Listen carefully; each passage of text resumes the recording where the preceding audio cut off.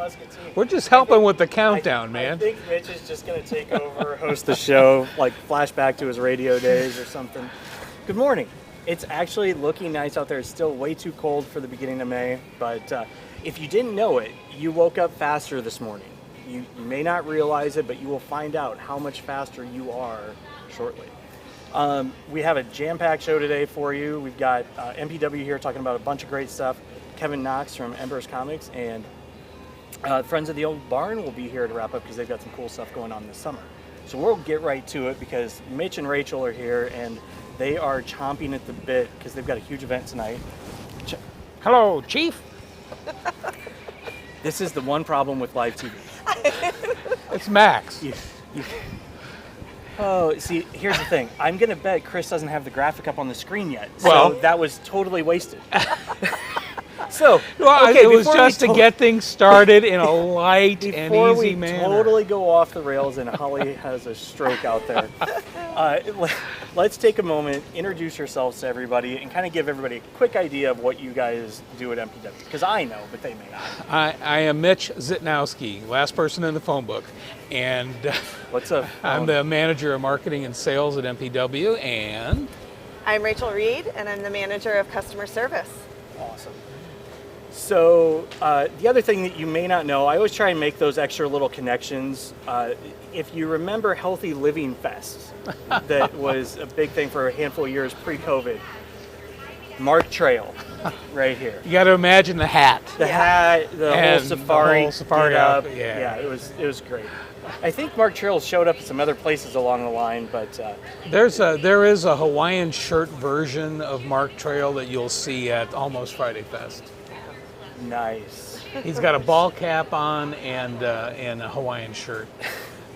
So basically, he's Mitch. No. It's actually it's a cutout. It's a steel cutout on a pole. Gotcha. I don't know. I don't even know where they're at. They're in Chris Bohr's garage.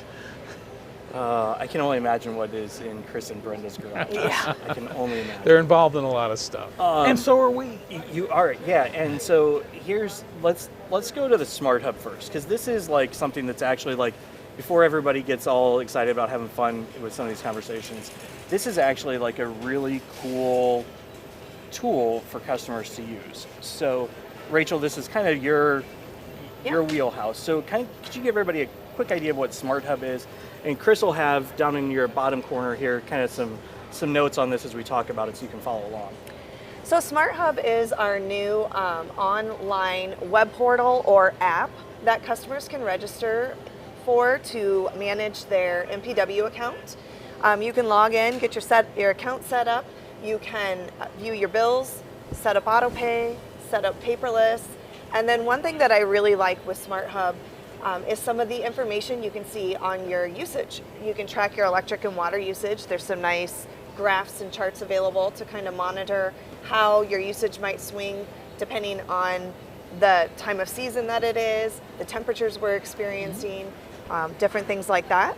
And SmartHub also is another way for customers to communicate with us. You can email into our customer service or help desk group directly from SmartHub. And one of the really nice features with having your account registered on SmartHub is that when you do that, you're already verifying your account with us. So previously, customers would email in and we have to do this whole back and forth conversation of verifying the account to make sure we're talking with who has the right. Or remember the last four of your social or tax ID number, which I was horrible at. Yes, exactly. So utilizing SmartHub as a way to contact us removes some of those steps and helps you get your issues addressed a little faster with us. Yeah, and see, SmartHub has been available. We launched in February, around the 15th of February, and we have 5,000 people out of our customer base that are already using the app or the online application on their PCs. But that leaves probably another 5,000 or 6,000 people that we'd still like to get to start using this because there's some amazing features with it. For example, you could always go to a paperless bill kind of situation, but now it's even easier because it's right there on your phone, right there on your computer screen, and you save trees and all of that stuff as well. Well, and what I love is this is one of the cool things about us being able to work with you guys so closely is you know, I remember when we would have conversations about you bringing on the new customer management system that was, you know, so much more powerful and user friendly for you guys and for everybody else. And then this is the customer facing side. Like you guys get to see the results of what they've been working on for literally years to get ready. Yep. Correct. And it's just because it was like you said, February, you guys came out and talked about it. And if you think about it, this is how good it is. So there's 22,000 people in Muscatine, but obviously there's not that many accounts in Muscatine, right? So it sounds like there's about 10,000-ish. Yeah, we put out about 14,000 bills, but that includes... So somewhere between 30 and 50-ish% are already up and on this in a couple of months, which is huge, It is. right? Yeah. So that's great on you guys, and it also means it's a good thing because like everybody's like, yeah, give me that. Yeah. So, Right. And that's one of the reasons we're having this event tonight. We call it Get Smart Hub Night. And we have stolen the whole Maxwell Smart thing and the whole shoe phone thing and all that stuff. See, now it all comes together. Now it folks. makes That was sense. foreshadowing. Okay. That was foreshadowing. Anyway, the idea here is, though, we want you to get smart about SmartHub, and this is going to be we had great success with this when we were launching fiber. We would invite people into the auditorium, and we would have customer service reps and help desk reps available to help them learn what they need to know. Well, this is going to be the same type of thing, but this is so easy to do. Yeah. It's very simple to do. All you need to know is some just very basic information, pick a password, and you're in, and that's all you have to do. And it is tonight, 4 to 6, and we asked for some RSVPs just so we knew who to expect, but you can come, you can walk right in at 3205 Cedar Street. Yep. So there's MPW buildings all across town, but the one out on Cedar Street, just pull in, park kind of right there in front of the customer service area, you know, kind of like drive through by the little underpass thing. Yep. Park in that area, swing into the lobby, Right. and then they'll go into the auditorium. Right. Yeah, then we'll escort into the auditorium. That's just off to the right. There'll be people there. You've nothing to worry about. Just show up. It'll be easy. It'll be terrific. The other thing I would say too is if you do plan to join us tonight, bring your computer, bring your laptop, bring your phone. We'll help you get it set up right on your device so that when you go home, you have that all ready to go and kind of give you a tutorial of getting through the different options and make sure you're feeling comfortable with it. And I'm going to go out on a limb knowing these guys. I'm going to bet there's going to be really good snacks there. Yeah. There's always, at every MPW event, I don't care what it is, there's always great cookies, snacks, something. Am I right? That is correct. All right, So we will have some light snacks available We have an tonight. entire committee dedicated to your satisfaction that way. Hey, you know what? But you know, you think about it, who's not happy if they've got a snack and a cool new toy? Yeah, Right? absolutely. I mean, it Exactly. just makes sense. When you talk about new toys, the next thing that we're going to talk about is our groundbreaking event, which is tomorrow. I don't know who planned this, having a Tuesday event and a Wednesday event, but it's going to work out fine because we can talk about them all today. Tomorrow, we're going to be expanding our communications footprint out Highway 22 to the east, and 270 some homes are going to now be, after we're finished, will be eligible to have fast internet, great television, great telephone service as well.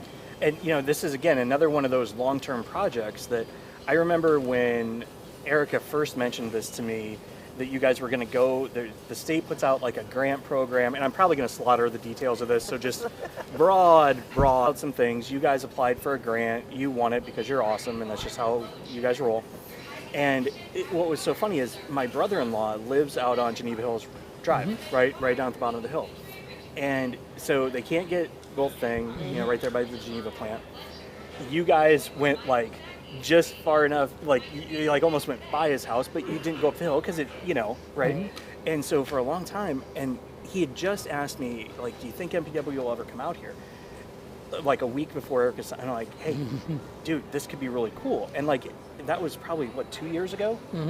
We've And been working on it that long. Yeah, I mean, it was a solid 2 years ago. And again, you know, this is one of the things that, and I hit on this a lot, you guys do big projects ridiculously well, right? Like, you guys are so forward-thinking and meticulous at the same time as an organization that you make this stuff work, because, you know, it takes 2 years to get ready to ground break, and then you still got to go do it, and then you got to maintain it basically forever, right? Yep. And you nail it every time. Yeah. And that comes from having a great company vision. We have good leadership, and in fact, they're working on a new strategic plan starting today. They're on a little retreat for that because we want to crystallize. Does that retreat have great snacks too? I'm sure it does. Probably better. But I mean, we have fresh strawberries, we have lemons. Yes, what and there's we always do? avocados right behind us, folks. What could we do? $2 for an avocado. But I think one of our core values is our customers, and so when you talk about us doing big projects and doing it well, it's always with the main focus being serving our customers and serving our potential customers. So we always keep that as a priority and a focus in these things when we're looking at what can we do and how can we better serve our community. Yeah, and just like your brother-in-law has been asking for it for a long time, all 270 families have been doing that, and they've been asking for it. But the cost to bury in all that fiber and to do all it's cost prohibitive. Now, when the state or the federal government comes up with a grant program and we can apply for that, suddenly that makes it doable, and that makes us happy. And not only are we doing that, already underway, there's some areas south of the airport that are getting hooked up. There's a street up here off Highway 38, Townsend Circle's getting hooked up this spring, and then also Muscota and Keener, which are off Solomon Road. Those are 3 other smaller projects that we're doing that weren't part of the grant program, but we have the contractor here. The contractor can start on that, and then we can finish up. You're right, you're famous. Every day somebody walks. This is why I love having this show here. I really do. And the other thing that I'm going to go a little off script here, but one thing again that I've noticed is when you guys have these big projects, your staff has so much institutional memory of other you guys do such a great job of carrying people through their careers, a great workplace environment, so that when stuff like this comes up, people have been there and seen it before, right? And that is a huge advantage for you guys in this arena, because you get good people, they stay there, and it just shows every time you do this. Yeah, and I know for myself, and I know for Rachel for sure, we love the company we work for, and we love the town we live in, and it's real easy to be nice to people that are your neighbors, and literally are your neighbors. Yep. That's always my thing. I say, employees at MPW, they are your friends, they're your family, they're your neighbors. Yep. When you know the employees on a personal level, I always think, if you know me, you know that I, have these values in my life, and that's what I mean, we've got mutual friends. You live right next to Melissa's uncle, and I see your husband 3 times a week at the Y, like 5 o'clock in the morning. So it is, and you guys do that so well. And the tease off from that is, you're faster this morning, folks. You really are faster. If you've got MPW internet, you're faster. And I'm not going to do this thing justice. So what happened this morning? Well, it actually happened yesterday. Well, yesterday morning. We've actually been doing it over the last several nights, but yesterday was the first official part of, we call it phase 2 of our internet restructure. Last year, about this time, we boosted some speeds. We eliminated some lower end speeds, and we boosted everybody up. This year, we're doing it again. Most households have 15 to 25 devices working off their internet. And a lot of times people don't have a big enough pipe to push all that data through. So what we've done is we have some very smart people, some of those smart people you were talking about that have sharp pencils and know how to work a calculator, have helped us figure out a way that we can give everybody a boost in speed and bring the price of gigabit internet down. Gigabit internet's dropping $30 on your next bill if you had gigabit speed. And people who are at 250 meg or 500 meg are being raised to that gigabit speed. Oh. So the 250s will have no price increase, the 500s will have a reduction, and the gigs will get a $30 reduction. So the perfect example, I'll just use our household. I think we've been on the 250. I'm 90% sure. So you're now a gig. We're now a gig. So I mean, and obviously we use it a lot, video up and down a kid, and the stove, and like everything's on this stupid thing. But the one thing, for those that, maybe don't understand all these gigabit numbers and things going around, just a quick summary. Again, really broad strokes, don't quote me on this, but you can think about the bigger the number, the bigger your pipe, right? And so obviously the bigger the pipe, the more stuff can go through. And, every little thing you have takes up a little bit of that thing. And, the worst thing you can have is like if you're streaming or you're watching TV or whatever, and then it starts like pixelating or slowing down, or a download doesn't go as fast. That's when you get the dreaded MUFFIN TOPS. Yeah. Yes. I could stand up and show you mine, but I'll spare you. I could too. Yeah. And that's, people may not realize how much internet they're actually using and how much extra capacity you really need for those peak times, right? Like, it's a squeeze. Yeah. Yeah. There's only so much bandwidth to go about, and if you got 3 people on a phone and 4 people on tablets, and it just gives it that squeeze and slows you down. Well, and the other thing that a lot of people may not necessarily realize is, like, say your phone, you connect it to your Wi-Fi, all those apps running in the background can be checking things on their app server, and just like all these extra little pathways going through that you don't, honestly, you should never really have to care about, right? Right. Other than these points where you hit, once every handful of years, if you get a whole bunch more stuff, you raise your internet and you're good. Yep. You guys just did it for them. Yeah, and the other thing, to keep in mind too with this change is that we've made the speeds symmetrical, meaning the upload and download speeds are even. So, previously our 50 meg had 50 meg upload, 25 download, and now those customers have been moved to our 100 meg, and it's 100 up and 100 down. So that's another benefit that customers will experience with us. And if you or your son are gamers online, that extra upload speed is going to make you that much better when you're competing online. Yep, because I'm not going into it, but yes, it makes it way better. One more thing I wanted I wanted to mention on it, some of the changes too, is with the customers that were on the 250 and the 500 that have now been moved to the gig speed. If you have our Wi-Fi at home service, that is now also part of that package price. So your router that you have from us will be included in that new lower rate. And if you aren't a customer in those speeds and you do have our Wi-Fi at home, we have had a price reduction down on just our normal Wi-Fi at home service.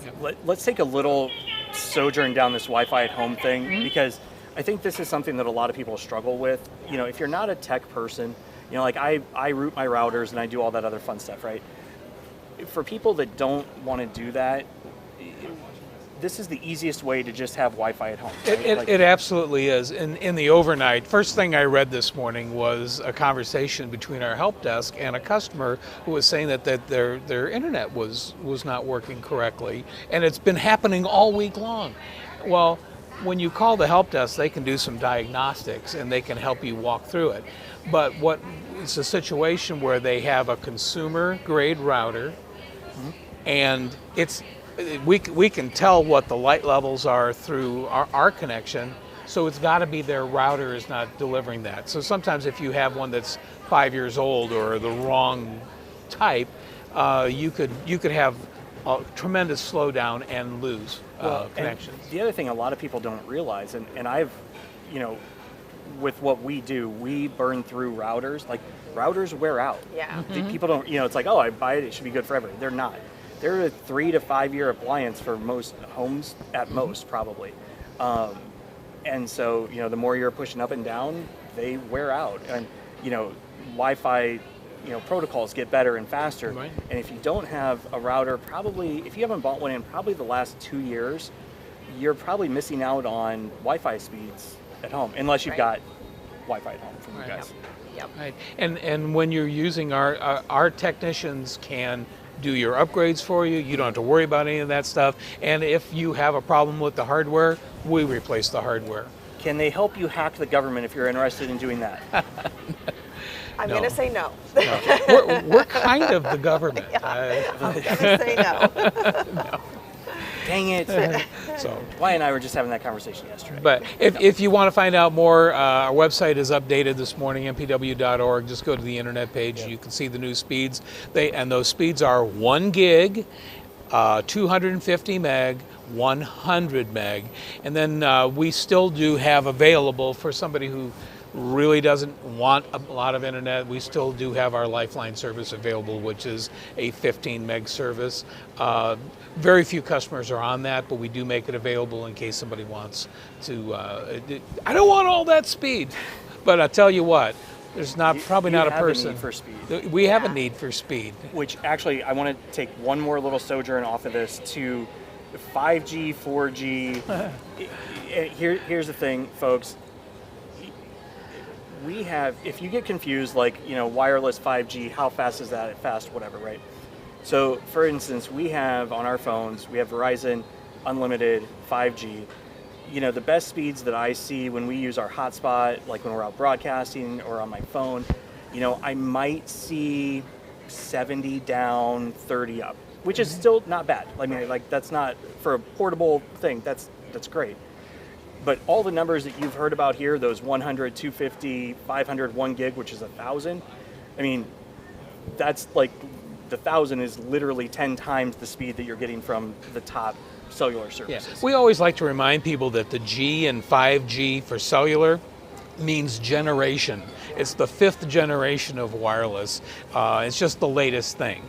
It has capabilities, but it's not the end all be all. One of the reasons you don't have great speeds is because it's a line of sight. It's like an FM transmission, and if there's a wall in the way, a tree in the way, or a hole, and they jam up the towers. Right. So anyway, it's important that 5G means 5th generation, and on your router there's 2 bands. There's a 2.4 gigahertz and a 5 gigahertz. So there's a 5G thing there too, and that's just the frequency. Yep. It's a little higher frequency. So just know, anything fiber that you're getting from MPW is literally multiple times faster than anything you can get cellular. And more reliable. And more reliable. And because you cannot beat the speed of light, and that's what fiber is. It's one beam of light from us to you. Ooh, you've been working on that one, haven't you? You've been waiting. Can't beat the speed of light. That should be like on a billboard somewhere. I'm thinking about getting a costume. Speed of light. Ooh. This could be either really good or really bad. It would be really bad. So quick summary, man. We drank from a fire hose today. SmartHub Night tonight from 4 to 6 out at the main MPW place. Come in, bring your smartphone, bring your laptop. They'll get you all connected so that you can use that. If you're out on the 22 side, we're going to be breaking ground tomorrow on a project to bring right across from your brother-in-law's house. Yep. It's at the Han Geneva. They've graciously let us use their parking lot. We're going to dig a hole. We're going to dig a hole. We're going to dig a hole in the grassy area. That's the grassy knoll. That was very considerate of you. Okay. The grassy knoll. And then the other thing is, if you're on MPW cable, and if you're not, you should be. You're faster today. A whole bunch of different ways. Hop on the website, find out. Call the help desk if you have any questions. But man, that was a good month since the last time we saw you guys. Yeah. What do you got for me next month? Like, we got 2 gig? We're thinking. Did I get 2 gig? Well, I'll tell you what. I mean, we're not far off. Probably the next phase of this, it won't be right away, but it's possible to bring 5 and 10 gig into anybody. Once your network is built, it's just a simple matter of moving equipment and moving people into the right equipment. It's not happening yet, but we will stay ahead of it. That's what we do. You do. Because it's all about making customers happy. Like, again, big picture stuff, guys. Gigabit services in communities this size, they're just starting to have these conversations. Yeah. Mm-hmm. We're already, and we talked about the fiber project that was a big project for a while and had some complications, but that's because it was like one of the first ones like that. Like, we are on that front edge of stuff. Yeah, so. we just went to a conference in Des Moines, and the city of Fort Dodge, which is the size of Muscatine, almost almost a It's twin. a mirror. Yep. And they're just now building fiber. Yep. And it's ridiculous how fast our internet and reliable our internet is. And you also we also have television service where you can see PCTV on Channel 3, as well as a lot of other things, plus and telephones phone. and phone service. And anyway, we're just happy to be able to bring it to our community and keep us on the forefront. Yeah, and again, you guys have done a great job as always. Thank you guys for stopping in. Appreciate it. It's always fun. And we will be right back after the break with Embers Comics. All right.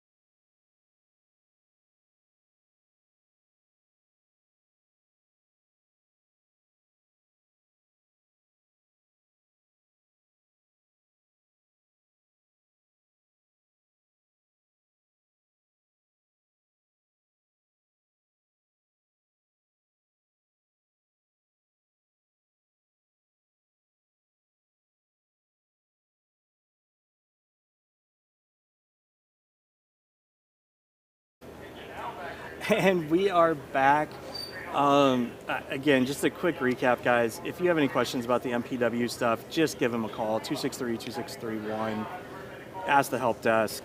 If there was anything you missed in the show, of course, you can go back and watch it later. Or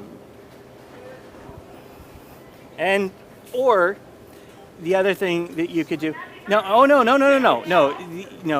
You get to come on. I didn't mean to photobomb you. See you, Mitch.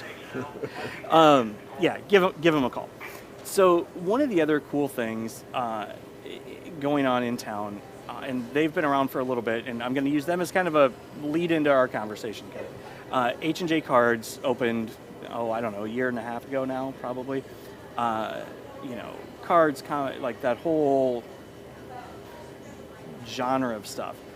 And you can call it geek culture. That's okay. It is. I'm there, right? I'm there. Yeah. Geek nerd culture. I'm there. You should have heard the conversation that we were having before the show. It may or may not have had a comparison between Martin Luther King Jr., Malcolm X, Magneto, and Charles Xavier. But that's a philosophical. Maybe we should do a podcast about some of this stuff. There you go. So now that we've again gone off the rails completely, I have Kevin Knox with me. And Kevin, could you kind of just tell folks about your project, what you've been doing? Because this is really cool, folks.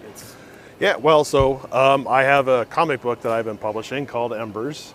Yep. The first issue came out about a year ago in May of 2022, and then we just released issue 2 in March of this year. So I've been writing all my life, but I had previously primarily focused on short stories and that type of thing for magazines.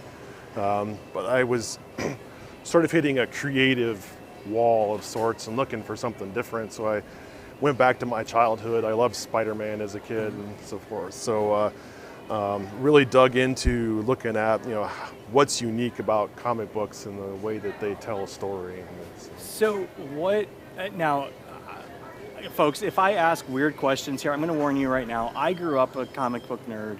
We were talking about, I remember growing up on X-Men and all this stuff, and, my uncle had all the comics from the 60s and 70s, so I was reading those in the 80s plus the new ones. So, I love this stuff, and I've always loved how comic books and graphic novels tell stories. Yep. Because they're so much more visual. They are. You can do so much more with fewer words with a picture. And Right. so what was it that drew you to, because you said you were writing short stories. Right. How do you make that transition? That seems like, you're getting what, a tenth of the words maybe? Yeah, it is hard because it does use a lot fewer words. It's interesting because when I was writing stories, I always thought of it as taking a movie in my head and putting it on paper. So that's sort of what drew me to the visual aspect of it. Once I actually started creating comic books, I found out that it's a whole different way to write a story. It was not as easy of a transition as I thought it would be. Well, because I would imagine, and I have no idea what it's like to produce a comic book, but I'm gonna wing it from some of my experience and see how close or badly I screw this up. So like if you're doing, say, a TV show or you're doing a video, you kind of storyboard it, right? Like, Yeah. I think back to writing essays, you did an outline, right? Intro, a couple points, blah blah blah, close, pretty easy. But when you're storyboarding things visually, it's way harder because you have like time constraints and you have, can we do this? And I would imagine, and again, correct me if I'm wrong, but I would imagine this is kind of a similar process, but just sequential pictures versus... Right, it's a similar process to doing a film. So it starts with a script, and I'm the writer, so I write the script. So I, in words, try to describe what's in my head. Oh. And then I give it to the graphic artist. And so I don't draw this. Right. I can't draw more than a stick figure, which maybe made it a bad decision to try comic books. But yeah, I think it's working. So my buddy Cameron illustrates it for me. So I give him the script, but then we have to sit down, and he draws very fast. So we'll sit at a table, and he'll storyboard out from the script as I'm sitting there. And I would imagine that's just fun to watch because, like, I always love, like, whenever we're doing something or working with a client, the creative process, like that whiteboard process where you've got a couple people in a room with an idea.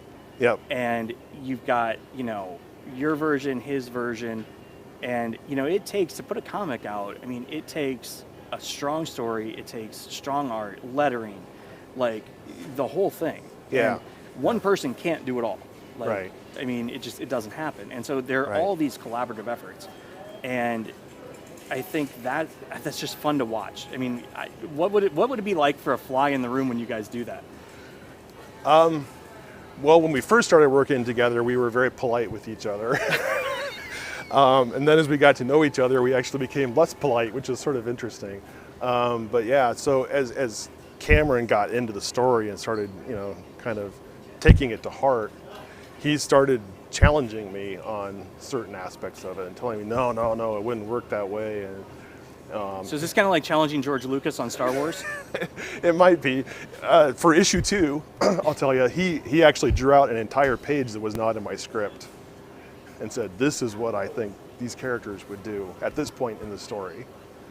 And was he right? Is that what they did? In the end, I took his advice, but it took me, I actually did not accept it that day. It's like, no. So I went home, thought about it, and then I called him back and said, yeah, I think you're right. Let's do it that way. And that's a sign of a great collaborative effort, right? Yeah. Like, when you're in those rooms and you've got this vision, and it's sometimes hard to be like, oh yeah, okay, yeah, that does actually work. And sometimes it does just take time to process it all, sleep on it at night, like they always say, right? Right. So could you give folks, like, what is the Embers story? Like, what's the world? What is it? Like, show these covers, folks. I'm going to tell you, they absolutely bring you in right away.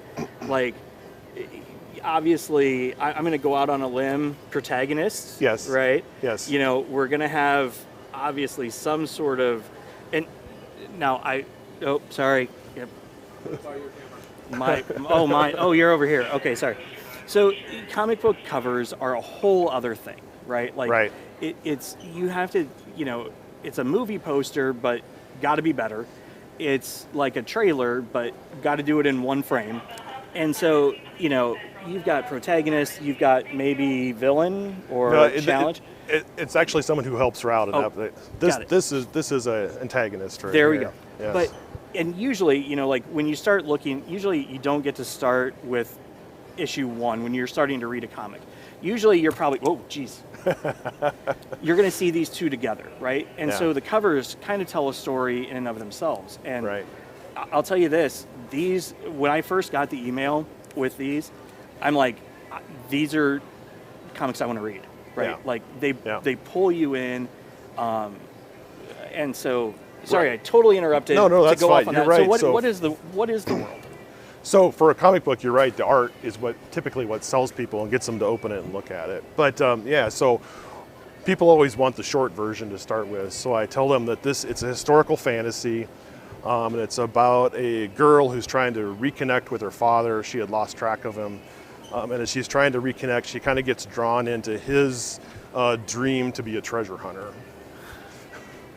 And I know when people first hear that, a lot of times their reaction will be like, "Oh, Tomb Raider," is what they'll say, or Indiana Jones, or something like that. I actually went to National Treasure. National Treasure. There you go. Yeah. And I actually like that because it's like, okay, now we have common ground. Now I can tell you, I know all of those, and now I can tell you why my comic is different from those particular stories. So, for example, one thing you'll notice these two are actually working together, but in the typical superhero story, this guy, his name is Iron Fury, he would take center stage. He would sort of take over the story, and that doesn't happen in this comic book. Trinity, who is the main character, maintains center stage, and he's actually kind of in the background a little bit. And yet, at the same time, he's not a two-dimensional character. He actually has his own motivations, which you learn more about as the story goes on. So he does some things that really confuses the main character. As you know, if you're here to help me, why would you do that? And so you get to learn about him as well as learning about her. Well, and one thing that I always love, again, I'm showing my nerd colors here. I always love diving into a new world or new universe because, so I grew up on Star Wars, right? Like, I read all the expanded universe novels. You name it. I could, all the Old Republic stuff, you name it, right? Yep. But after a while, you get almost bound in by everything else that's happened. I think that's some of the problems they're having right now with some of the movies and things is like, there's so much stuff there. There's no room for people to be creative and go do a thing, right? But then when you jump into a new world, it's a fresh blank slate. You can tell all the stories, you can tell whatever, and not have to worry about bumping into yourself. Yeah. Yep. So are you envisioning this as like a set number of issues, series, or ongoing, or what do you think? This will be a 6-book series. Gotcha. Yep. I have ideas, and this 6-book series actually sets up other stories. Gotcha. So like I mentioned, I call it a historical fantasy. So there is a historical basis for all of this. Iron Fury, even though he looks like a superhero, is based on a real order of knights that came from Germany. Well, and so the other thing that actually just, as you were saying some of that, the other popular story series that might align with that is like the Da Vinci Code, the Robert Langdon stuff, where it's, I remember like people watch those and you're like, that's what the whole, well, no, that's like a historical version of it. It's to tell a fun story. Yeah. But and again, I haven't had a chance to read them yet. I'm really looking forward to it. But, historical nuggets that you build and tell a story off of. Yeah. Is that sort of where you go? Yes, right. And hopefully, people start, so hopefully people kind of get curious about, for example, what is connecting the two characters. I'm pointing at the table when nobody can see it, but holding up, what is connecting these two characters? Because Iron Fury is from Germany. The Jinn, who's shown on the second cover, is from the Middle East. Oh, gotcha. And so it's like, well, in terms of history, how in the world are they connected? And there is a connection that you will find there eventually. So. And see, now like my mind's already going, okay, Crusades maybe, like where could this go? And that's, again, this medium allows you to get so creative and connect things into a story that, you can have a single string that in the real world might seem flimsy, right? Right. But that's how everything works. Like, I remember watching 13 Days about the Cuban Missile Crisis, and they talk about this back channel that came from Khrushchev to Kennedy, and they used a guy that Khrushchev went to college with to send the message, right? Yeah. It sounds so flimsy. Like, you couldn't write that. You wouldn't believe it, right? Right. But yet it works. Yeah. And that's what I love about this, is you can get as creative as you want. You can, now I'm like really curious, like, how do you get a German crusade type night and a gin together? And that's going to be a good story. I'm just telling you, it's going to be a good story. Yep. Yeah. So if somebody wants to pick these up, where can they get them? How does that all work? When do the next ones come? So this Saturday is National Comic Book Day. It is. Yes. So perfect timing here. So I will be at H&J Cards on Saturday. Which H&J is over at the mall. It's kind of by Hibbett's. Like if you're looking at Hibbett's and Osaka, just to the right. It's kind of back. They got a big, huge yellow and blue sign over the door. Yes. Can't miss them. Right. So I will be there, so you can come on Saturday and see me and pick them up. If you happen to miss it, I have a Facebook page, Embers Comics, or Instagram if you prefer Instagram, and you can contact me through that. And Awesome. And then there are stores in the area that carry. So H&J actually has some in stock. Gotcha. There's some in Iowa City. I think I saw Burlington had some. Burlington. You picked up a store down there. Yep. Right. That's awesome. Yep. So how often do you think we'll be getting new ones? So I actually am working on issue 3 right now. We're kind of going through. I have a new artist probably who's going to come in and help out this time. We're going to split at some. You mentioned how one person can't do it all. So we're going to have to split up the work and add another person to the team. That's so awesome. I'm bringing a new person onto the team, and so we're in the process of talking to them right now. And so I'm hoping that by Thanksgiving we can have a third issue out. That's that's Yeah. awesome. Yeah, You'll have to make sure you stop back out, I will. because I this will. is and this is I get excited about a lot of stuff, but again, and I say this almost every day on the show, the number of things that this community has that are quality products in a niche that can have a nationwide effect. This is another one, right? Yep. Not every town of 22,000 has somebody who can write, publish, and distribute a comic book, right? Yeah. Yeah. And again, one that doesn't, when you guys see these, these are legitimate high quality products. It's not like it's somebody printed it out on their, inkjet at home, and this is legit trade level stuff. Yeah. I have to plug my buddies here too. Go for it. Since you brought it Go up. for it, absolutely. Yeah, so Cameron did the illustrations, Cameron Johnson, and he is actually up and coming in the comic book world. I think he's going to do big things because he has gotten a few jobs with The Walking Dead and some Star Wars trading card kind of stuff. Then Jeremiah, the other guy that helped out with this, he has actually done work for Transformers. So you're right, this is not just guys who Dude, these guys are living my dream. Transformers, Star Wars, man. Yeah. It'd be being a kid all day, every day again. Yeah. Holy cow, this is fun. We're definitely going to have to do this again. All right. I'd love and to we'll make sure that we've got some of this info out on Discover Muscatine, of course, and you guys can find it. But Kevin, it was great to meet you. Yeah, Absolute good to meet you. blast. All right, and thanks. we'll see you again. Let's call it Thanksgiving-ish. Sure, sounds good. And we will be right back with the Friends of the Old Barn, because they're going to have a busy, busy summer. It's time for an update from the Not So Late Show with Austin, brought to you by Unity Point Health.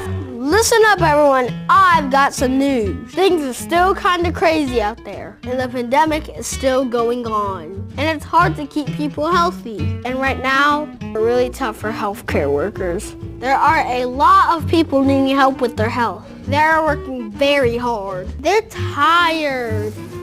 And they are working extra shifts. Well, that would be like when you just get right out of school. You have to go back and do it all over again. Ugh. So there's something you need to know. It's time to be kind. Healthcare workers are doing the best they can to help you.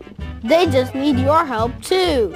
Take care of yourself however you can. with your vaccinations and your healthy habits. But if you get sick, go see your doctor. If you have to wait, be patient. Be a patient.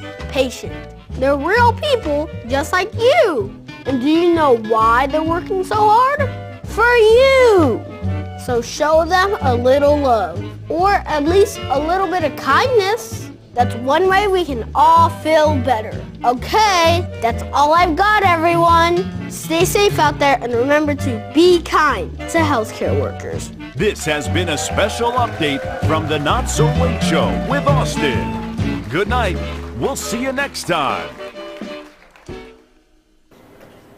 All right, we are back. Just a quick recap of where we've been. We've been through MPW, SmartHub Night tonight from 4 to 6.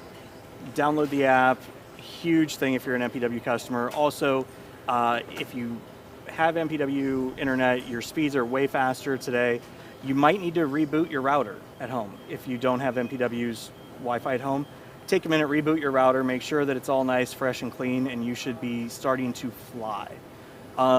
The other thing is, if you're on 22, they're going to be out doing the groundbreaking to get fiber and all their services out that way, down by Geneva Hills Road area and out further past Mekasiba. And then we just had Kevin Knox, great conversation about his comic that they're putting out, Embers. Can't wait to read it, and I'm going to have to run over and get some here soon. So next, we have what is really a Muscatine staple. It's something that tons of people outside of Muscatine know about, but I think sometimes people in Muscatine don't always know about, and that is the old barn, right? Yeah. So I've got Andrew Anson here, who is the president of the Friends of the Old Barn, That's which is the 501c3 nonprofit that basically takes care of it, runs it, Maintains, markets it, that whole thing. Correct. And so, Andrew, if you could, real quick, just kind of give us a quick background on what the old barn is, where it is. We do have some pictures that'll be popping up as we talk, but I think most people, like when you tell them what it is, they'll start making the connections. So Yeah, I'm actually surprised there's a lot of people in town that don't even know the barn's there. Yeah. And they might be in Discovery Park where it's located, and not even, I've talked to people where I've said, they know that I'm with the old barn. They said, where is it located? I said, in Discovery Park. And they're like, oh, I fish there all the time. Yep. And I said, well, if you turn around, the barn's right there. So Yep. people bike past there all the time, Yep. So like it's so if you go in the main Discovery Park entrance off of Cedar, Right. You kind of veer off to the right, the lagoon. You have to go around the pond loop, yeah. Yep. And you start going around the loop, and when you get around the loop, there's like a little parking area and some stuff like that, and there's like a playground area, Right. and there's a big old barn there. Yeah. That's the one we're talking about. Yeah, and it's actually best accessed off Harmony Lane off of Hauser Street. Yep, and if you go like west Fulham-ish area, like where Fulham meets Hauser, you can kind of tuck in back that way. Right. And then it's just right down there, and you end up in the parking lot, Right. and you're good to go. So Yeah. So what is a little bit of the history of the barn? Like, why is it special? Well, the county farm was established, so Iowa gained statehood in 1846, and at that time the legislature got together and passed what was called a poor law, and that required each county to provide 160 acres and appropriate buildings to care for those in the county that couldn't care for themselves. Oh, that makes sense. Yeah, so that's kind of where it all began. That's not where the barn began, but so in 1926, a fire broke out and burned 2 buildings. And later that was August 30th, the supervisors gave the low bid to a fellow named Tom Mayer to build the barn at a cost of $5,432 and to be completed in 90, which is quite a feat in those days. Yeah, I mean, that's like, $5,000 today for a outbuilding is a small shed. Yeah. So, a barn's obviously bigger, but that was a really sizable commitment. Yeah. So then where does the barn, so that was, a long time ago. Right. What does, the more recent history of the barn look like? So basically, the barn sat empty, so farming kind of became less of a role in the county, what became the county farm by the 1960s. And So it kind of sat empty for a spell. There was a local farmer, the late Ray Stange, who operated out there. He baled hay and used the hay mow for a spell through, I believe, the late 90s. And after that, it kind of sat empty until 2005, when local resident and current board member John Haskins became aware that the barn was going to be demolished. And he jumped into action, and with a little direction, I was able to found Friends of the Old Barn to make sure the barn stayed standing. So. Which is awesome, because it's just a neat venue.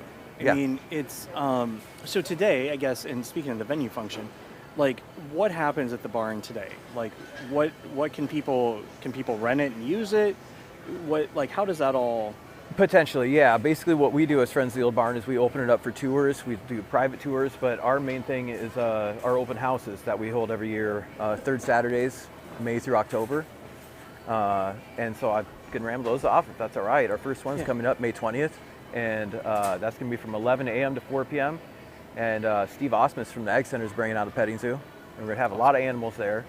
And you can go to our Facebook page, and you can see what there. I won't talk about them all right now. Well, and we'll make sure they're on the Discover Muscatine community calendar as well. Yeah, so. Exactly. Yeah. Also, I should mention that same weekend, Todd Stammers and the Pearl City Buckskinners are going to be in the park holding their annual rendezvous. Yep. So it's going to be a really full weekend. Bunch of stuff floating around on that. And it's, again, so it makes this nice, like, rustic but open, usable space for things like this. Yeah. And it's, obviously it's got to be the right kind of event, and that sort of thing. But I mean, it's one more alternative for hosting a cool thing in Muscatine. Exactly. Yeah. So we mentioned also of that date, we also have a new local food vendor.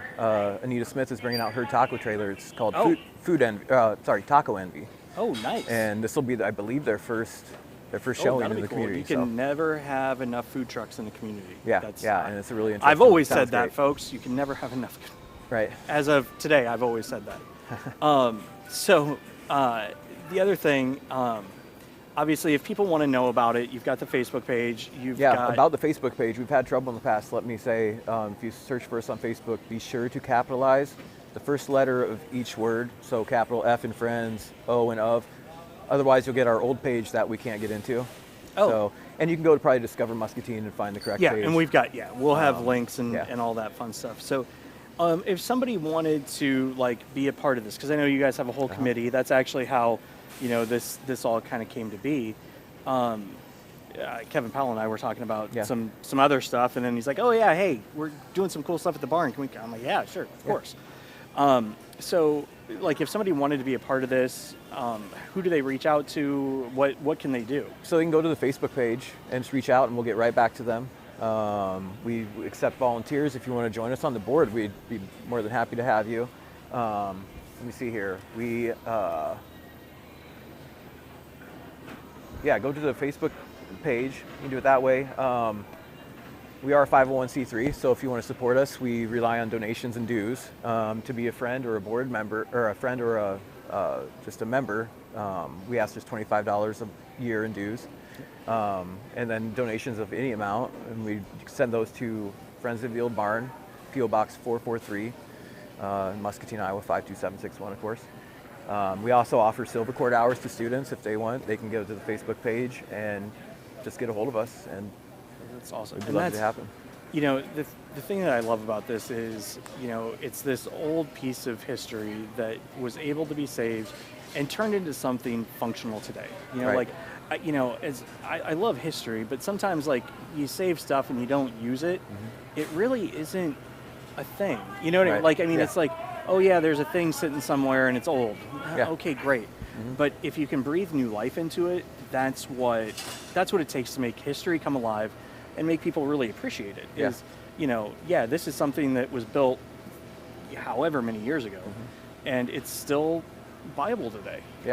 Absolutely. And I assume that's what the donations help maintain it. And so we have our insurance costs. We're under the MAHA Group, Muscatine Area Heritage Association, so we pay our insurance yearly, and then we have interpretive displays that we're planning to, are in kind of the process of upgrading and making new ones. We have antique farm machinery. We have seed separators, things that people have donated over the years, Old County farmers. I'll say the thing that makes the barn so special, there are multiple things, but it's a Loudon barn. William Loudon was a farm boy out of Fairfield, Iowa. He founded Loudon Industries, and the barn plan was purchased by the county from Loudon Industries, and it's a specific use barn. It was a dairy barn. In the 1940s, the county home in Muscatine County actually became really well known for their purebred Holstein dairy herd. Really? Yeah, and Did not know that. yeah, they were registered under Muscaho. They were kind of the pride of the town at that point in the 1940s. The barn was pretty well self-sustaining at that point with the workers, and an average, I believe, 35 workers per year, and that would ebb and flow over the years, of course. But like I said, they were pretty much self-contained, and that was the point of this farm, was to kind of make for a cost-effective way to take care of those who couldn't take care of themselves, right? And the farm actually wasn't started, so I said earlier, the legislature got together and passed that law in 1847. And 1848, a tax of 2 mills was levied to pay for the land, the 160 acres that was to be purchased. Unfortunately, that didn't take place until 1883, is when the land was finally purchased, the 160 acres out, basically the southwest corner. So it took us a little while. Quite a while, yeah. Took us a little while. But the southwest corner, yeah, of Hauser and Cedar, basically, and go back into Discovery Park is where the land was, kind of out in the country at that point. But the barn itself, what makes it really special is the hay mow, which is made up of 1 by 12, and it's built right there on the spot, like I said, in 90 days. And it's made up of the ribs, which you'll see in some of the photos. The ribs, or the arches, are made up of 1 by 12 5-foot-long boards that were cut at a miter to create that arch. Oh, wow. And they were laminated right there on the spot and raised using nothing but man and horsepower.